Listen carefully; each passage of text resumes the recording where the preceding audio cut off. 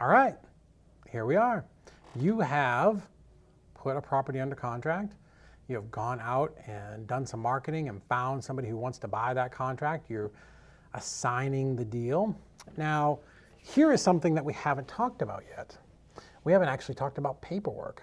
So what I am including separately along with this course, I've got a 6-part contracts course that will be added in to your login here. You might have already seen it. And what we do there is I go over all of the contracts in probably painful detail. The buying contract, the selling contract, addendums, probably what we're going to talk about here in a minute with the closings is in there as well. So I'm going to explain to you, I'm going to give you the contracts. I'm going to explain what every single line in the contract, what it means and why it's there. Then I'm also going to take that same contract and we are going to go through it like I'm presenting it to the seller, right? So I'm not going to go through every line with the seller. I'm going to kind of just hit the highlights so that they understand. Same thing with the buyer. And that will be yours as well as a bonus for just trusting in me and purchasing this course. I want to make sure that you are well prepared to go out and do some business and make a lot of money. And when you do, you can send me a nice video testimonial. I'd appreciate it. Okay, so let's talk about the very last part of the equation, right? We've done marketing, we've talked to sellers, we've gotten the deal, now we've got the deal, we've marketed that deal, we've talked to buyers, we've contracted that deal to a buyer. So now we've basically got 2 sheets of paper. Because remember, we're not flipping houses here, we're flipping paper. I've got a contract with my seller, contract 1. I have my assignment contract or contract 2. Now, how do we turn this into dollars? Well, let's talk about it. So, first thing that we're going to do, we're going to find an investor-friendly title company or attorney. So, different states do it different ways. Some states are called title company states. Tennessee is a title company state, meaning somebody can open a title company, they can have an attorney on retainer, and they can process closings between a buyer and a seller. And it can be done, the person doing your paperwork can be a notary. Other states like Georgia work very similar, except there has to be an attorney in the office, and that attorney will have to come out and explain the paperwork to you. So attorney states, you can guess, are more expensive to do closings. But you're going to want to find somebody that works with investors and wholesalers because not every title company is created equal, right? Just like there are different kinds of restaurants, different kinds of car garages and mechanics and everything else. Some title companies do things different. Some don't want to fool with investors, right? Because a lot of times we're dealing with houses with multiple heirs and title issues and just weird stuff. And, some title companies are very maybe high speed. They just want to deal with realtors or maybe new construction, or there are some title companies that just do refinances, some that just do foreclosures. So there are lots of different title companies. You want to find one that is investor friendly. So how do we think we do that? Man, I'll give you a guess. We've talked about it in every single module. Go to local RIAs and meetups because you can ask, hey, who's the best title company in town? Get on the local RIA Facebook page. Just scroll. You don't even have to ask this question. Just scroll through and somebody else has already asked it. I promise, who's the best place to close my deals at? And you will find out. In Chattanooga, it's Key Title and Escrow. In Charlotte, it's Harry Marsh, right? So the investors or the title companies or attorneys that specialize in dealing with investors, it's very apparent because they've got a good reputation and people will tell you who they are. So find who they are, because that's where you want to do your deal. Do not take your deal to somebody who does not understand what an assignment of contract is, right? Because just because they're a title company does not mean they even understand what we're doing. I promise you. If you go in there and start saying, yeah, I've got an assignment of contract and all these things, and I'm using a cash buyer, and you're going to get some girl that works at the counter who does not know what the fuck you're talking about, and she's going to be like, yeah, that sounds illegal. We don't do that. And I promise you, tens of thousands of these deals are being done. You've just got to go to the right person. So please take my advice, ask other investors who they are using in that area, and just save yourself a lot of aggravation. Because again, remember there's a clock. When you put this property under contract with the seller, you have 30, maybe 60 days, depending upon what your contract says.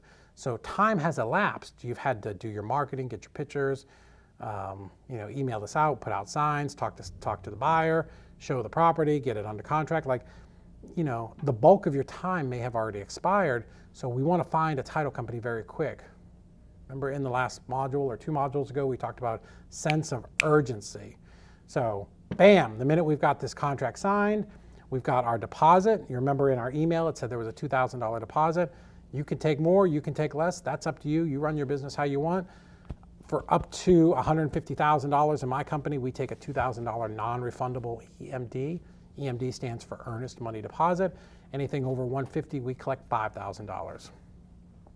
When dealing with a buyer, I'm not interested in proof of funds or credit score or any of that stuff, right? These are cash buyers. I know that if somebody's willing to put up $2,000 or $5,000 non-refundable, they're going to be serious. And I explain to them, and we will go through the contract in the contracts course, how we talk to them about that. Hey, this is a very simple 1-page contract, so simple a 3rd grader could understand it. I'm selling, you're buying, here are the terms. Buyer pays all closing costs. There's a $2,000 or $5,000 non-refundable EMD.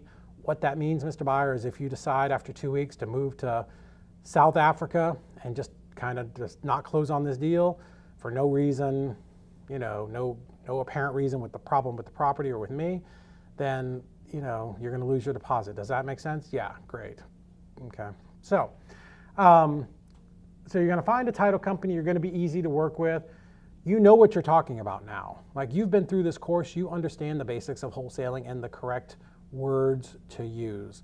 So what are you going to do? You're going to call up the title company. Hey, Harry Marsh in Charlotte. I talked to Johnny Dance over there, and he said that you're the #1 title company in the area. I'd love to submit a file. That's the term, a file. That's what an attorney or a title company is going to call it. Oh, fantastic. You can upload it on our website, or you can just email it to me, whatever it is. What are you going to give them? You're going to give them all the information, right? Be easy to work with. Gosh, there are so many baby wholesalers, and they don't know what they're doing because they haven't invested in a course like this. And title companies have to chase them continuously for bits of pieces of paper, right? So when we do this in our company, we are very methodical. We actually use a transactions company, but when we did it in-house, we would make sure that we've got our contract #1, contract #2, right? So who we bought the property from, who we're assigning it to, all of their information, the cashier's check for the EMD, if they gave us one, or if they wired it in, it was wired in. But we would present that whole packet in a nice, neat box or in a bow, and we're taking the title company every bit of information they need. Because if you don't give them everything they need, they can't start what they need to do. What do they need to do? They're going to do a title search.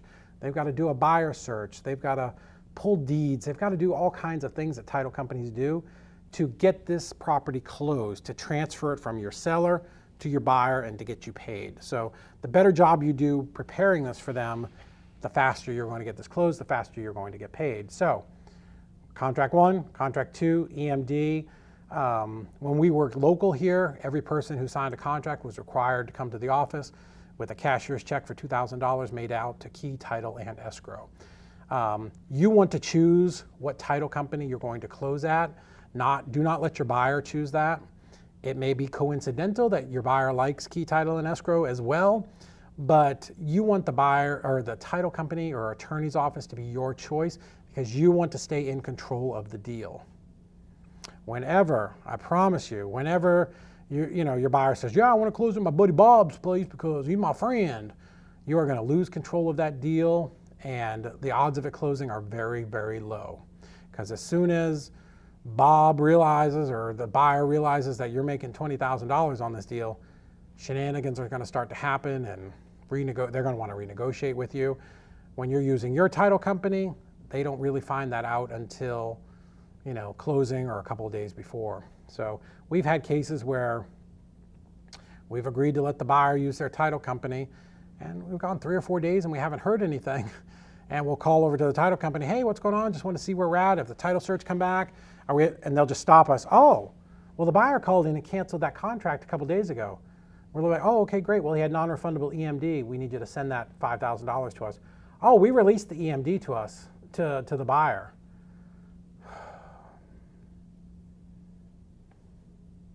That's a problem, right? They violated the contract, and yeah, could you sue them? Sure, good luck suing a title company. It's not going to happen. But you lost control of the deal because it wasn't at your title company. So if out of this module you take any piece of advice, it's always control your deal. Your deal, this is your job, you're in control of it. So yeah, we want to make sure we bring all of that to the title company. Here is a little form that we created in-house that we frequently will use. Let's look at it here. So attached to the two, this will be a page that we would print out and we would email it to the buyer, right? So we know, we've talked over and over again that Mrs. Smith is our seller. Here's our number. And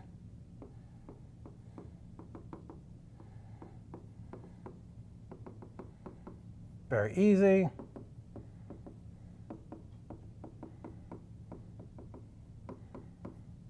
All right, Bob the Builder, same. Phone number, whatever his phone number is, email. How is the buyer funding this deal? Right, I know we talked earlier about it being cash, but there are other things that are the same, right? Cash, hard money, private money. Sometimes it's other, but for the most part, we'll circle one of these things. The assignment on this, the assignment fee on this closing will be paid to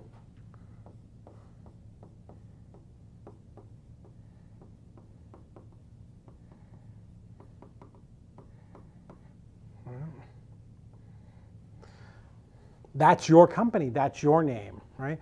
You need to tell the title company who the assignment fee is being paid for. Maybe you JV'd on this deal, you joint ventured, and maybe it's NPL and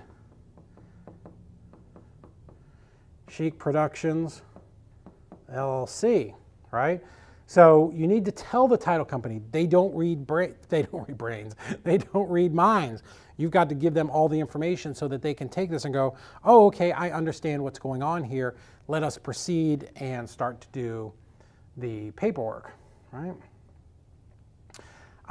So closing the deal is not very complicated. You know, it's really not. You want to give the title company all of the information that you've got. Let's say perhaps Mrs. Smith, her husband passed away. So, and both of them were on the title. Well, you know, you're going to have to go back to Mrs. Smith and say, hey, I'm really sorry to hear about Mr. Smith. The title company would like a copy of the will and his death certificate. And, you know, there are going to be some documents that you'll have to go back and collect. You'll get better at that the more of these types of deals you do. There's just far too many variables for us to go over tonight. But again, be easy to work with the title company. Let them know, hey, if there's paperwork that you need beyond what I'm giving you, let me know and I will get it. It's your job as the wholesaler. This is why you're making $20,000 or $30,000 to go out and get this done. This is why Mrs. Smith sold to you, because you told her you would walk this deal through the process and get her paid. This is the challenge, right? This is kind of the third part of the business. Is some of these are going to go very easy. Some of them are going to be a little bit more complicated. And you've just got to work through this process. You know, the more of them you do, the better it gets, right? So if you want to outsource that, our company uses Easy REI Closings. You can 100% outsource all of this stuff with the title work and basically just get those contracts, hand them to Easy REI Closings, let them deal with it, let them call the seller, let them pick the title company, let them handle all of that, and you can just be hands off and go out and get your next deal. So that's it. We're at the end. We have gone all the way through the basics of wholesaling and how to get this going and start this in your town or in your market with no money. I can't tell you how much I appreciate you going on this little journey with me. If there's anything I can do for you, reach out. You can find me on all the social media platforms at David Olds REI. Send me a message. You know, I'll do anything I can to help you. If you want help moving a deal, JV with NPL, we'll be happy to look at your deal and either tell you why we can't do it or what we can do and what we think we could help you make. If you want to outsource your deal, you can certainly do that with, or the transactions part of your deal, do that with Easy REI Closings.